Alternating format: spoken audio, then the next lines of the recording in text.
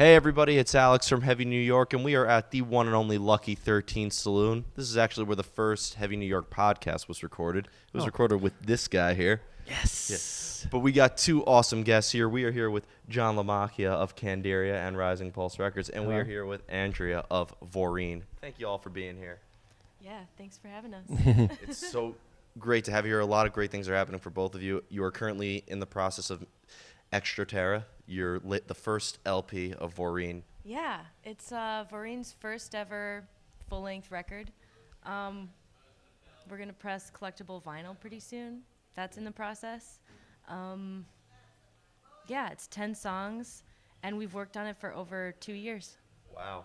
In the process of these 2 years, obviously a lot has changed, and you've evolved as an artist and everything. So what are some changes that you've encountered over these 2 years? I think we really just refined our sound a lot. And we've worked with this really incredible producer named Aaron Bastinelli, and he sort of helped us kind of define our sound. Like it's this, we got this beautiful balance between noise and chaos and like beautiful melody on this record that I'm personally really proud of. Yeah, and you know, I've been hearing the new songs live. I've seen you guys live a good 7-8 times now. Yes. Yeah. I feel like I need like a sandwich card depending on how many times you see a band. That's a good idea. Sell those at the merch booth. That's a great idea. This Yeah. guy's a genius. If anybody takes that now, I'll see you in court. But from seeing your band live, it seems like Vaureen is more than just a beautiful and melodic band to listen to, but it almost seems like you guys are like a vibe to see live. I've always seen you guys live, and it's very mesmerizing, your show, but then there's very eerie moments in your music. Do you have like a preconceived idea when you make music, or was there any improvising involved? I think the only thing I can say to that is, as a band, as a group of the three of us, we love that kind of space of discomfort, and we want to bring that into our live show, but I'm not sure, we didn't like sit down and decide like this is how it's going to be. We just kind of, you know, we write it into the songs, and I think, I don't know, there's a heaviness that just like turns people's heads. I don't really know how to describe it, but we didn't set out to plan it. We just thought, man, we want to be the sort of band that, you know, if you've never heard of us before, you're going to stay in the room and you're just going to stare. Well, you know, it's funny because the first time I saw you, it was at a hardcore show here. So you're taking a hardcore show in probably the most satanic bar in the world. And In the world. I mean, okay, there's a place called Hell in Norway, but you get the idea. But you know what I'm saying. And the crowd was won over very well. And so I've noticed you've appealed to a hardcore crowd, but then I've seen you play at like, you know, for lack of better words, I'm just going to say, but like a more mainstream crowd, like at the Well in Brooklyn. That's not like a metal place or, you know, I forgot the name of the venue, the place I saw you in recently near. Oh, Berlin. Yep, Berlin. Berlin, the venue, not Which the. I missed. On Avenue A Yeah. in the basement. Yeah, that was one of the best shows. This guy, he writes me, you know, you're going to be real bummed that you missed Vaureen because that was pretty much their best set that they've ever played. I was like, thanks, man. Yeah, it's no problem. No problem at all. And not only that, the drinks at that venue were pretty cheap, too. So They were? Yeah, I thought they were pretty I thought the opposite. I don't know. I guess maybe they adjusted things. Yeah, let's agree to disagree. All right. But depending on where you played, whether it's at a venue like this or at a place like Berlin or a place like the Well, because what I love about the New York City venues is that they're all so different. Have you noticed a different vibe on stage? That's a great question. Yeah, I actually find that my perception of our show is always different from how the audience perceives the show to be. So like as a member of the band, I am sensitive to like narrow stages or, you know, stages where I'm like really close to the crash cymbal or whatever. And or at that show at Berlin, Marianne and I were actually in like a bass trap. So we were hearing total mud on stage, and we were like, oh my God, I hope no one else is hearing what we're hearing. Wasn't like that at But all. then our drummer in the back of this like wedge-shaped stage was like, "That was the best sound I've ever heard." So like I can't really speak to it. All I can say is that I do notice people in the front, and they're not on their phones, and they're not like talking to their friends, and I'm always, you know, I'm sort of flattered by that. It means a lot to me. Yeah. Well, your shows are definitely a sight to see, and it, like as I mentioned, it's more than just a show. It's like a vibe. You know what I mean? And one other question I was like curious, because being both the vocalist and the guitarist, do you need to hear music in order to come up with a lyrical concept, or has there ever been a lyrical concept that kind of maybe determined the sound of your music? Like a song like Tough Guys, as I keep saying for you to play live. But, you know, that's like a little bit of a heavier song, and then, you know, you have some other songs that are like Pink Floyd. Almost. Yeah. Well, Tough Guys actually is a song that started with the lyric. Like I was eating dinner at this restaurant in my neighborhood called Santos Ann, and I had this thing in my head, these words, and I just went into the bathroom and I sang it into my phone, and I just knew that it was going to be a song. And then I had played this riff. The original riff in that song started out as like something really slow where I was trying to channel the Melvins, and it took a new form, and it just kind of came together in that magical way, you know? Absolutely. Now, Johnny, one question I have for you is Yeah, because buddy. you are of Rising Pulse Records, which you're putting out the new record, Extraterra. Yes. And, you know, it's interesting because you've always kind of, I say that you pulled the Vinnie Paul because, rest in peace to Vinnie Paul, but like, you know, being in Candiria and touring and playing in that, and now you have your own label as well. Right. What, tell us the story about Rising Pulse Records a little bit. Well, the record label is 10 years old this year. Started it in 2008. Literally, the reason why I started it was because I needed a home for one of my projects, Spilacopa. The first EP we put out had Jeff Kashid from ISIS, Julie Christmas, and Greg Pucciato from the Dillinger Escape Plan. And we were just looking for a home. And not to make it too long a story, but I had interest from a record label, the N Records. They had interest at one point, and then they actually had interest that not only had interest in Spilacopa, but they had interest in the idea of me starting a label and them funding it, which is like the dream. Anyone, you want a record label? We'll pay for it. Sure, of course. So they gave me this, they put this idea in my head. And then the next couple of months, I started really thinking about releases that I would do and this, that, and a third. And then, of course, we had another meeting, and they changed their mind about funding it. So then I was left with this, like, idea. And I was like, well, now I got to fucking do it. And so I went ahead and I did it. And here I am today, 10 years later, many releases later. And I feel very honored and super excited to be working with Vaureen and helping them get this record out. It's a really strange way in how this all came together, because they are in the middle of, they have a crowdfunding campaign going to help raise money to release this album properly.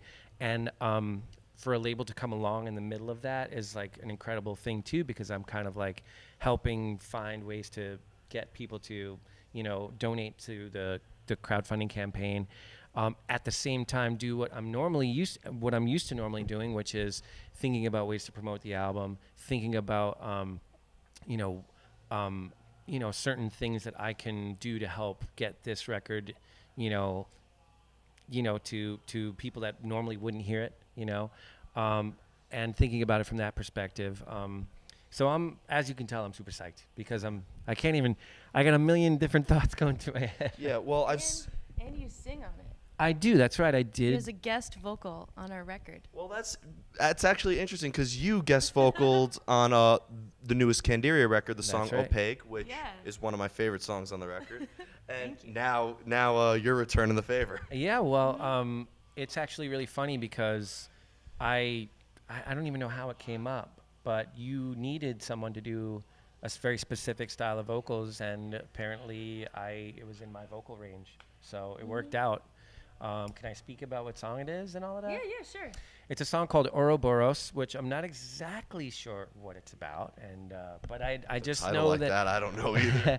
Well, I didn't have to sing any lyrics per se. My part was more about creating this ambient. It's what's called a sea of ohms. And it was a really incredible experience. It was great working on the song. It was great working in the studio we worked in. It was great working with producer Aaron Bestinelli, and the song is beautiful and heavy and all these great things.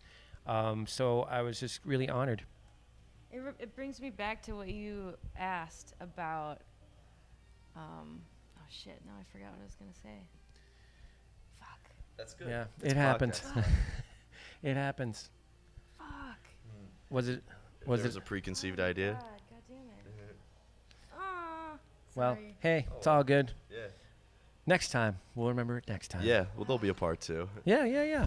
But but you Rising Pulse, I mean, I've been to many of your showcases and I've seen you promote so many amazing bands, whether they're on your label or not. Like I first saw the band Beast Modulus under one of your showcases. Oh, cool. I first saw Pants Exploder underneath one of your showcases. That's right. And I believe I don't know if this was a Rising Pulse show, correct me if I'm wrong, but I believe when Gozu, Eyes of the Sun, and were playing together, the day that we did our first podcast. Actually, I think you're right. I think that was a Rising Pulse Presents.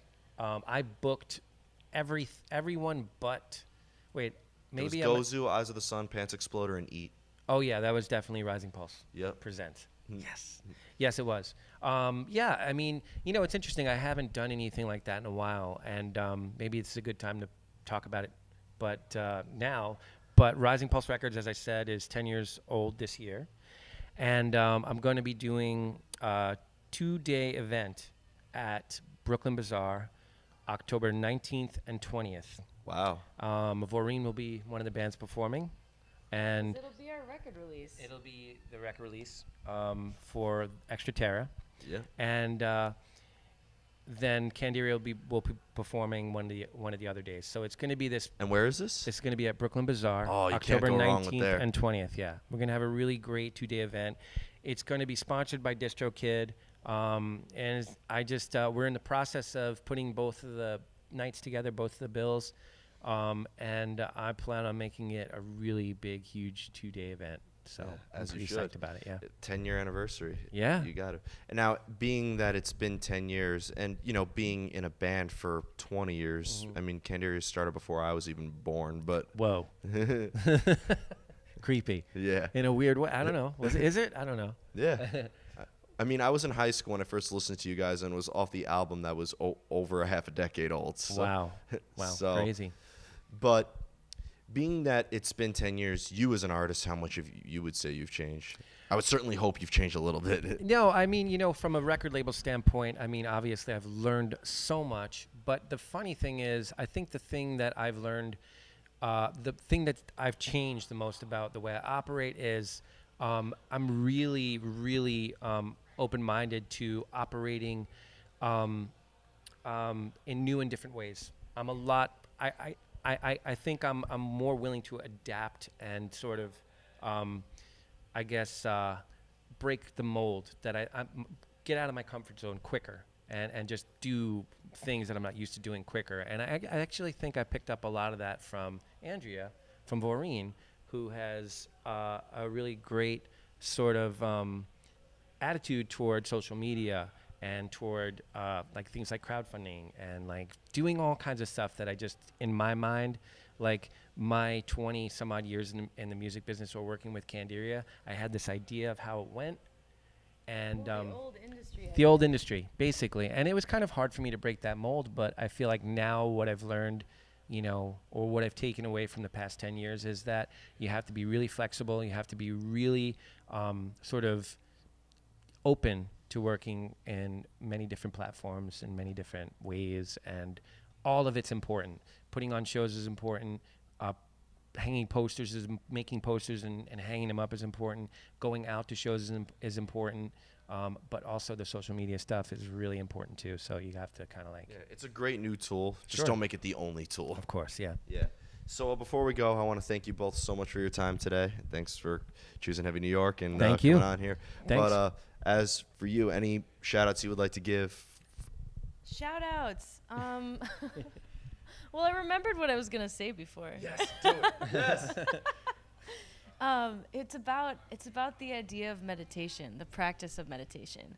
That's been like a really, as far as like a preconceived idea of Vaureen, I wouldn't say it's something that I said, hey guys, let's make our show experience into a meditative thing, but that's how I personally approach it.